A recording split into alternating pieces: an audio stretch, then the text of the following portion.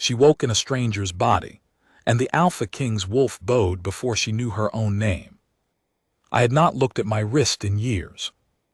The mark had been there since birth, a pale crescent, barely wider than a thumbnail, pressed into the skin just below the bone. My mother had called it a gift. My first beta had called it a curiosity. My council, in the years after I took the throne, had called it proof that somewhere in the world my fated mate existed and would find her way to me. I stopped believing that around the time Bryn stopped eating. Bryn was my eldest wolf, not a spirit wolf, not a phantom of the bond, but a living creature I had raised from a pup, gray-muzzled now and the size of a small horse, who had not bowed to a living soul in 11 years. Not to visiting alphas. Not to my beta Fen, who had served me faithfully since before my father died. Not to the women my council had paraded through Thornville's great hall with increasing desperation, one after another, each of them smelling of the wrong thing, each of them causing Bryn to turn his back with a dignity that would have shamed a king. 11 years is a long time to watch a wolf refuse the world. I had built a life around the refusal. I ruled Thornville, the Greystone Hall on the loch's edge, the forested highlands that fell away south into river valleys, the pack of 300 wolves who called me their alpha, and I did it well, or at least adequately, and I did not spend my evenings staring at the cold mark on my wrist wondering when it would wake. Not often anyway. It was Fen who brought her to me. Or rather, Fen who brought me the report that someone had found her, Loran, the youngest of my eastern patrol, riding back at dawn with a woman seated behind him on the horse and a story that made no sense. He had found her at the loch's northern edge, sitting on a flat stone with her feet in the water and a look on her face, he said, like someone who had just remembered the word for a thing they had been trying to name for a long time. She had no pack scent. She had no wolf. She had a worn leather satchel of healer's tools, dried herbs, clean linen, a small bone needle for wounds. And she had told him, calmly and without apparent distress, that she did not know how she had come to be at the loch's edge, that she had no clear memory of the last 3 months, and that she had been walking north for reasons she could not entirely explain. She asked if there was a healer's post in Thornville, Loran told me, standing in my hall with his boots still wet. She was very polite about it. And you brought her here, I said. Elder Wren was at the gate, he said carefully. She saw the woman from 30 paces and went the color of ash. That was the part that made me put down my cup. Elder Wren had lived in Thornville for longer than anyone could reliably account for. She was not a wolf. She was something older, a keeper of the pack's memory and its oldest markings, a woman who had outlived 3 generations of alphas and who did not, as a rule, go the color of ash. I went to the gate. The woman was standing in the courtyard with Loran beside her, and Wren a few feet away, staring at her with an expression I had never seen on the elder's face. Something between recognition and grief. Something old. The woman herself, Myra, she told me, though she said it the way someone says a word they've been given and not quite claimed, was not what I had been expecting. She was slight and fair-haired, wearing a gray traveling cloak that had seen better seasons, and she was looking back at Wren with a puzzled, gentle patience, as if she understood that whatever the elder was seeing was important, even if she herself could not see it. She turned to look at me, and I stopped walking. I could not have explained it, standing there in the cold morning with the loch at my back and the hearth fire still smoking behind me. It was not the mate bond. I had been told what the bond felt like, had heard it described by every paired wolf in my pack, and what I felt was not exactly that. It was quieter. It was the feeling of recognizing a word in a language I had not known I spoke. "Alpha King," she said, with a small incline of her head, entirely composed for a woman who had just been deposited in a strange pack's courtyard with no explanation. "Healer," I said. My voice came out more formal than I intended. "You have no pack scent." "I know," she said. "I can't account for that, I'm sorry." I told Wren to show her to the healer's room off the east corridor, and I went back inside. I sat in my chair by the hearthfire for a considerable time. When I finally went to find Wren, she was in the archive room off the great hall, pulling rolls of old bark parchment from the highest shelf with hands that were not quite steady. "Tell me," I said. Wren set the parchment down. She was quiet for a moment in the way. She was always quiet before she said something that was going to matter.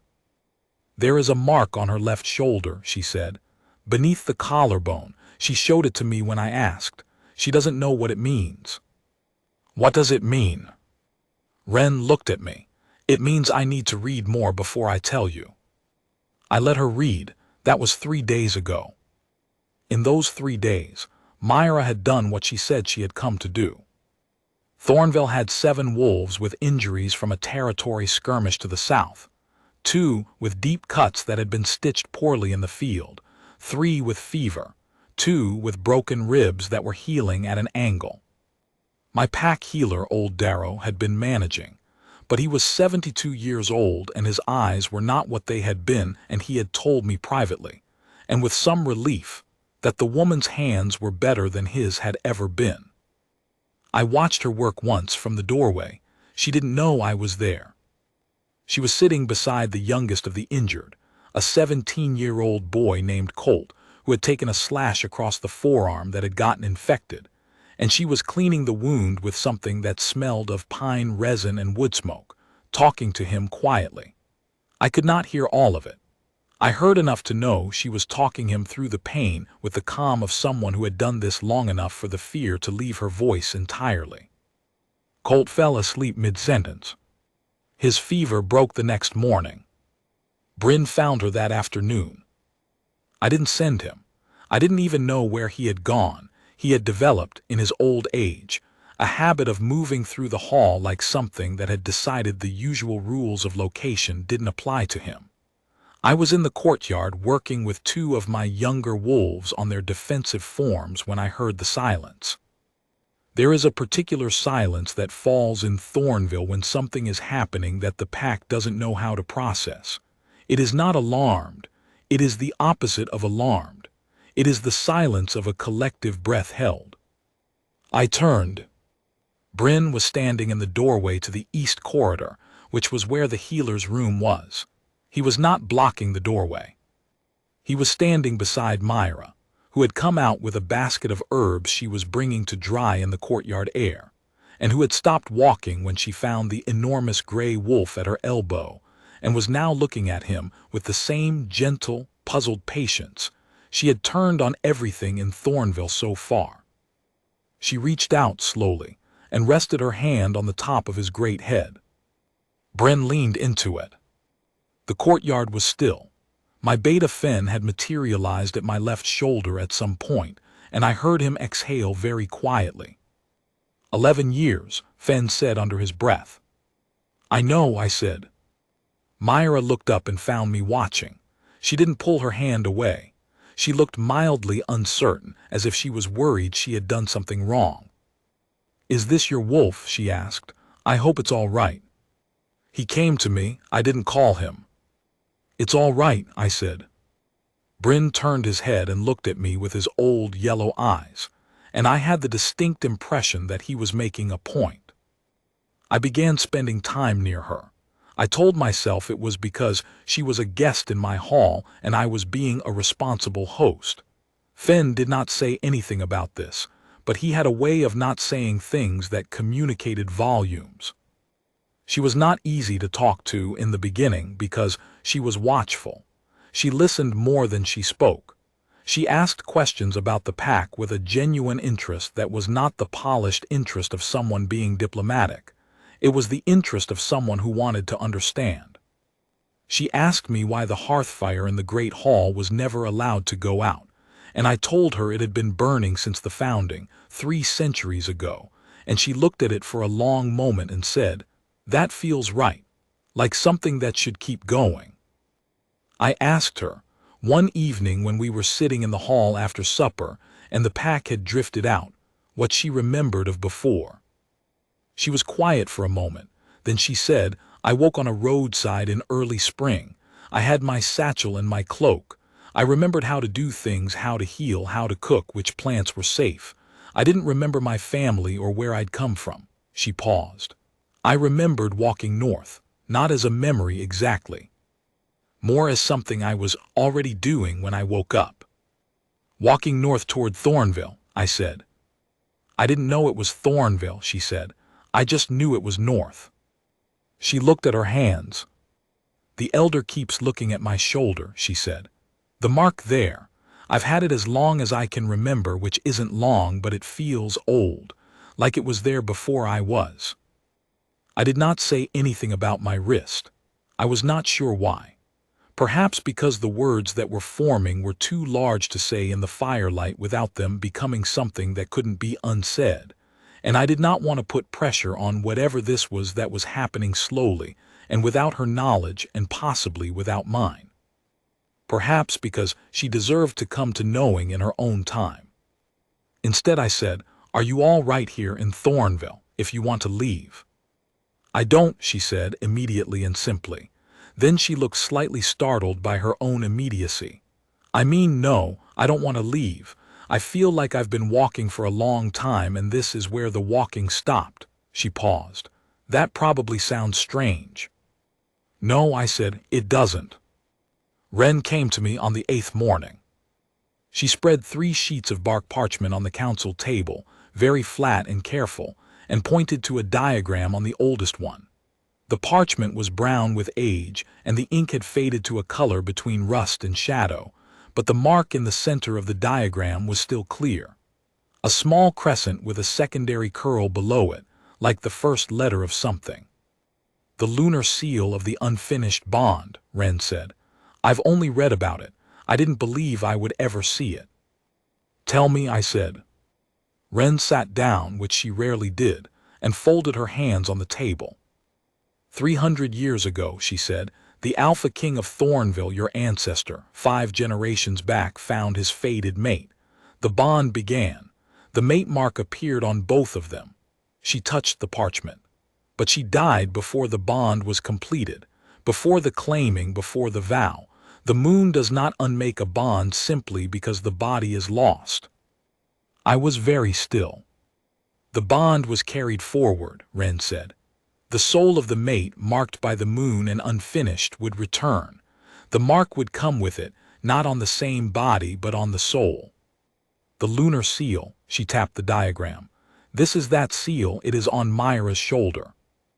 You're saying, I said slowly, that Myra is. I am saying the moon gave the bond a second chance, Wren said. That is what the parchment says. A soul marked by destiny returned in a new vessel, walking toward the thread that was never cut. She looked at me steadily. The mark on your wrist, has it changed? I looked at my wrist. The crescent that had been pale and cold since I could remember was not cold now. It had been faintly warm for 8 days. I had not let myself think about what that meant. Yes, I said. Wren nodded as if I had confirmed something she had already decided. She doesn't remember, I said. She doesn't know any of this. The soul returned without the memories of the life before, Wren said. That is often the way of it, but the knowing is there underneath. Why do you think she walked north? Why do you think the wolf accepted her? She paused. Why do you think you recognized her face before you knew her name? I thought about standing in the courtyard, and the feeling of a word in a language I hadn't known I spoke. What do I do? I said. It was not a question I asked often. I was an Alpha King. I asked my council for information and I made decisions. I did not ask what I was supposed to do. Wren said, you tell her the truth. You tell her gently and you let her decide. The moon brought her to the thread, it does not tie her to it by force. If she walks away, the bond is broken and she goes free. She paused, but I don't think she'll walk away. I did not tell her that day, or the next. I am not certain why, except that it felt like something that should wait for the right moment, and every time I thought I had found the right moment, I looked at her and thought about how long she had been walking without knowing who she was, and I did not want to be one more thing she could not fully understand about herself. I wanted her to have some time just being Myra the healer in Thornville before she was something with history attached. We had begun walking together in the evenings. This had happened gradually, the way things happen in a hall when two people keep finding themselves in the same corridor at the same hour, and eventually stop pretending they didn't expect it. Bryn always came with us. He had appointed himself Myra's permanent shadow, which had produced a certain amount of gentle ribbing from the younger wolves who had been trying to get Bryn to acknowledge their existence for years. She told me about the wolves she was treating. She had a way of talking about healing that was both practical and warm. The wound this deep needs this and this, but also he was frightened, and when he was less frightened the wound healed faster. She thought about the whole creature, not just the damage. I told her about Thornville, the founding, the hearthfire, the 3 centuries of alphas, the loch that flooded its southern edge every spring and had been flooding it for as long as the pack had record. She listened with that quality she had of listening as if she needed to remember. "You've been alone a long time," she said one evening. It was not phrased as a question or as pity. It was the simple observation of someone who was paying attention. 11 years, I said. Since your father died. Since I stopped expecting the bond to wake. She was quiet for a moment. We were at the loch's edge, the water silver-black in the last of the evening light, Bryn wading in up to his shoulders with the profound self-determination of an old wolf who had decided this was where he wanted to stand. "I have a question," she said. "You don't have to answer." "Ask it." "The elder, Wren, she knows something about my mark. She's been not avoiding me but careful, I can see it." She looked at me. "Do you know what she found?" I looked at the loch. "Yes," I said. A pause, then she said, "Will you tell me?" "Yes," I said. "I was waiting for the right time." "Is there one?" I looked at her. In the silver evening light she looked. I am not good at descriptions of this kind. I am an alpha king and a practical man, and I have never been given to poetry. She looked like she already knew and was waiting for me to catch up. "Come back inside," I said. "I'll tell you in the hall." I told her everything. I told it plainly, the history, the 5-generation-back ancestor, the bond that had never closed, the lunar seal, what the parchment said, what Wren had found on her shoulder and what it meant. I told her about my wrist. I showed it to her, the crescent that had been cold for 11 years and was now, undeniably, warm. She listened without interrupting. She sat across from me at the long table in the great hall, with the hearthfire behind her and Bryn lying across the doorway like he was guarding us both, and she listened with her hands folded and her eyes on my face. When I finished, she was quiet for a long time. "I was afraid," she said at last, "that I might be no one. I did not understand and must have shown it. I woke with no name, no family, no memory," she said. "I've been afraid that I came from nothing, that whatever I was before wasn't worth keeping." She looked at the table. "That's a strange thing to be afraid of, I suppose." "No," I said, "it isn't." She looked up. "You said the moon doesn't tie me to it, that if I walk away." "You go free," I said. "The bond breaks. I won't come after you. I won't ask you to stay out of duty or because of old parchment." I looked at her steadily. "I'm asking you to stay if you want to, for the reasons that have been building for 8 days in this hall, not because you're marked." She looked at me for a long time. "I've felt," she said, "since I walked in through the gate that I was finished walking." She paused. "I didn't know what I meant by that. I think I do now." "Myra," I said. "Yes," she said simply before I could finish. "I know what you're asking, yes." The fire breathed behind her. Bryn at the door made a sound in his chest, not a howl, nothing dramatic, a low sound, the sound of old satisfaction. I reached across the table and covered her hand with mine. The crescent on my wrist blazed gold. She looked down at it and then at her own shoulder, though she couldn't see the mark without a mirror, and she put her other hand over the place where it was and sat very still. "Is it warm?" I asked. "Yes," she said. "That's the bond closing," I said. She nodded. She didn't look frightened. She looked the way she had looked in the courtyard on that first morning, gentle, bewildered, and quietly certain that whatever was happening was something that had already been decided a long time ago. I did not call the pack that night. The deciding and the knowing between Myra and me was enough for that night, and I did not want the weight of ceremony on something that had been, in the end, two people in a fire-lit hall with an old wolf in the doorway and a question answered. I let her sleep. I sat by the hearthfire for a long time. Wren found me there before dawn. She stood in the doorway the way Wren always stood in doorways, as if checking whether the room deserved her entrance. "Well," she said. She said yes, I said. Wren came in and sat in the chair across from me, which was the chair Myra had been sitting in. She looked at the hearthfire and nodded slowly. "The bond is closed," she said. "It wasn't a question." "Yes." "And your wrist." I held it up. In the low firelight the crescent was still faintly gold. It would fade to the warm, steady copper color of a completed bond, Wren had told me once. It would stay that way, no longer cold. Wren looked at it and exhaled, a long, quiet breath. 300 years, she said. 300 years, I agreed. She looked at me, and in the look was something that wasn't quite tenderness. Wren was not given to tenderness, but was the closest approximation the elder managed. "You were a good king without her," Wren said. "You'll be a better one with her." "I know," I said. I told the pack in the morning. Not in the great hall, not with ceremony. I told them the way I told them most things, by gathering the senior wolves in the courtyard after the morning meal and speaking to them plainly. I told them what Wren had found, what the mark on Myra's shoulder meant, what had happened in the hall the night before. I told them that Myra had chosen freely, and that she was their Luna, and that the bond was complete. There was a silence.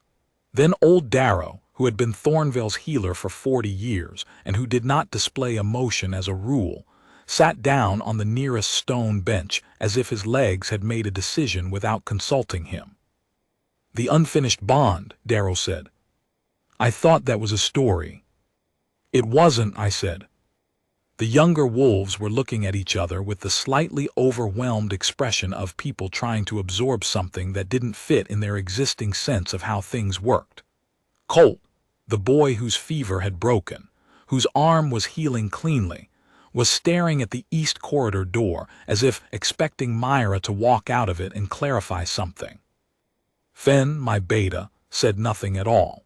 He put his hand briefly on my shoulder, and that was everything either of us needed to say about 11 years. Bryn was already back in the east corridor. I suspected he had spent the night outside Myra's door. She came out mid-morning, looking slightly cautious, the way she always did when she was moving through a space and not entirely sure of her welcome. She found the courtyard quieter than usual and several dozen wolves looking at her, with expressions ranging from awe to warmth, to the particular searching look of people recalibrating something. She stopped. "Good morning," she said, to the courtyard in general, with her usual gentle composure. Colt stood up from where he had been sitting on the stone bench. He was 17 years old and slightly too tall for his own limbs and not, typically, a graceful person. He put his fist over his heart and inclined his head. It was the gesture Thornvale's wolves made to their Luna. The rest of the courtyard followed. Myra looked at them for a moment. Then she looked at me, standing at the edge of the courtyard near the hall door, and I saw something cross her face that I could not have named precisely. Something between the end of a long wait and the beginning of understanding that the wait was over.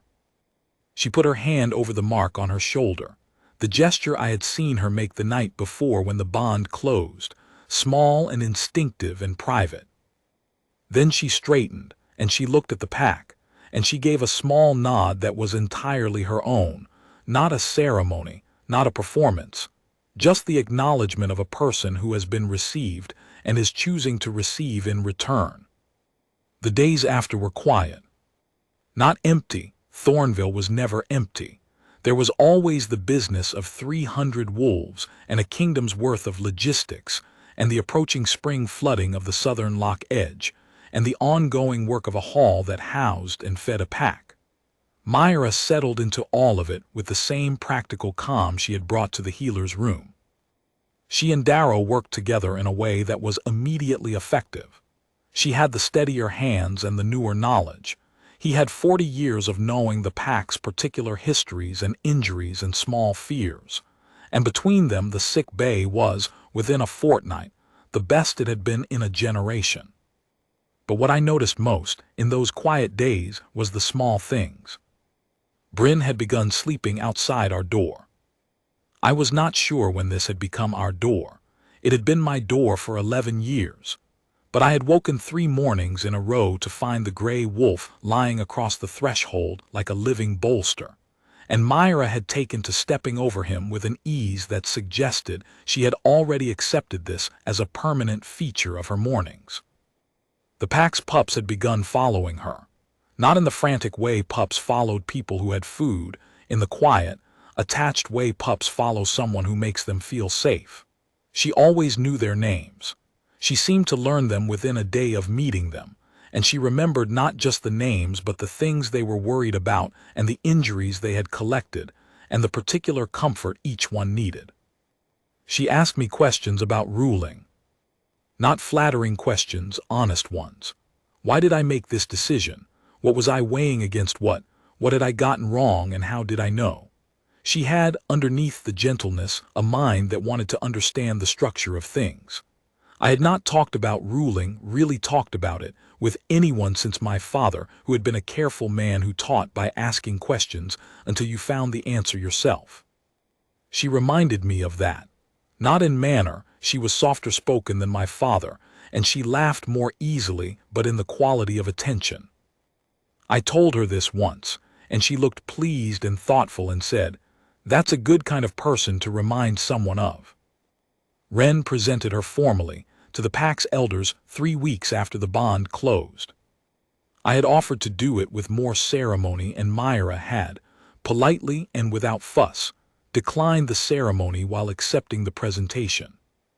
She stood in the elders' hall and listened while Wren read the old parchment aloud, the history, the unfinished bond, the lunar seal, the meaning of what had come back to Thornville in Myra's body on a cold morning in early spring. And she listened with the same careful attention she brought to everything. And when Wren was done, she asked 2 precise questions about the history that made Wren look at her with the expression of someone who has been pleasantly surprised. The elders bowed. She received the bow with a quiet steadiness that I could see required some effort. She was not, by temperament, someone who sought to be bowed to, but she understood that it mattered to them and she honored it. Afterward, in the corridor outside, she exhaled slowly. "All right?" I asked. "Yes," she said, "it's a lot to be." "It is," I agreed. "You don't have to be all of it at once." She looked at me with something warm and slightly exasperated, the look of someone who has been given sensible advice and is mildly irritated by how sensible it is. "You're very calm about all of this," she said. "One of us should be," I said. She laughed. It was the first time I had heard her laugh properly, without reservation, and it was a good sound, the kind that makes the room feel larger. Bryn, who was waiting in the corridor, thumped his tail against the stone floor once, with feeling. There are things I could tell you about the months after, the spring flooding, which Myra helped coordinate better than I had in years by the simple method of talking to the wolves who lived closest to the southern edge, and asking what they knew. The wound on the eastern border that reopened briefly and was closed again without incident. The first winter she spent in Thornville, which she had approached with the scientific interest of someone cataloging a new phenomenon. I could tell you that the pack became, in her first year, something I had not entirely known it could be, looser and warmer, without losing its strength. because she had a way of making wolves feel that their worries were worth naming and their small troubles were worth tending. I could tell you that Bryn lived another 2 winters after she came, and died in his sleep on a cold morning in the way old wolves die when they have finished what they came to do, and that Myra sat with him through his last afternoon, and sang something low and wordless that I had not heard before and did not ask about. But what I would tell you, if I were going to tell you the truth of it, is this. She had been walking north for 3 months with no memory of why. She had woken in a body that carried an old mark she couldn't read, in a life she couldn't quite recall the beginning of, walking toward a thread she could feel but not see. She had come through my gate with a healer's satchel and a careful dignity, and a puzzled patience that I had mistaken at first for composure. It was not composure. It was trust, the trust of a soul that had made this journey before and knew, somewhere underneath the forgetting, that it ended somewhere warm. I had been an alpha king for 11 years with a cold mark on my wrist and a wolf who would bow to no one, and I had stopped expecting anything.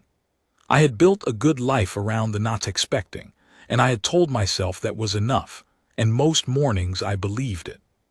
She walked in through my gate and Bryn leaned into her hand, and the mark on my wrist went warm, and I stood in my courtyard and felt, for the first time in 11 years, the particular quiet of something that has stopped waiting.